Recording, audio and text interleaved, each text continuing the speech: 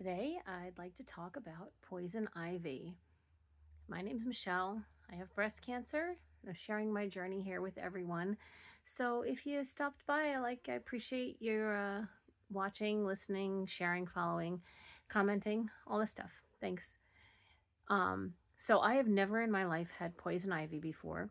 I have kind of come to taking for granted that I might not be a person that reacts to it. I've had my house for 13 years and I've had poison ivy in one section of my yard the entire time. The first couple of years that I had this, I had to do a massive cleanup in the backyard, and I went to town. I was out there for multiple weekends on end. I was covered head to toe, and I was ripping out every shred of poison ivy by the roots, and I was really, really just attacking it.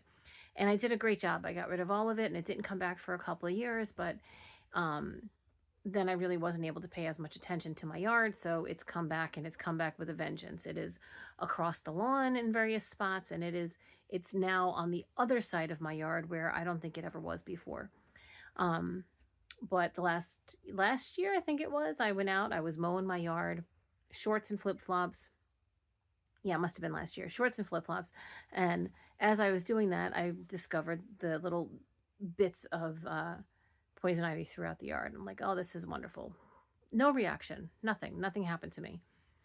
This year, 2 weekends ago, I was out clearing, doing some intense weeding on one side of my property, and I was pulling up everything that just didn't belong. And at one point I had a couple of different types of ivy, some just like the regular English ivy, some grapevine ivy, not actual grapes, but like wild weed grapevine kind of stuff.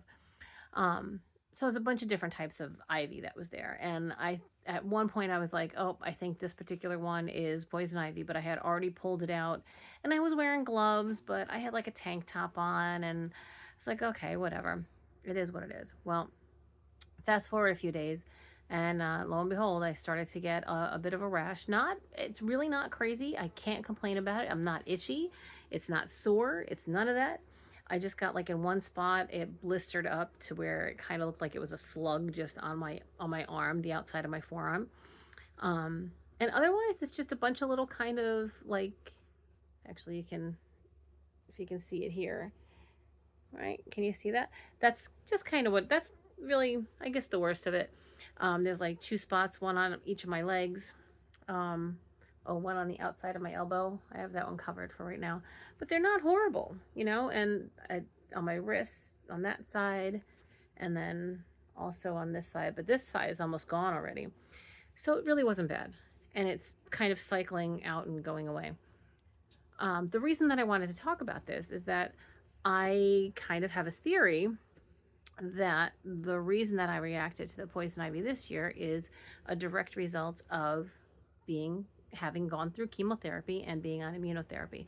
I don't have any proof for that. I don't know that that's the case, but it is an interesting kind of coincidence that I've never had a reaction before in my entire life, and now this year I had a reaction.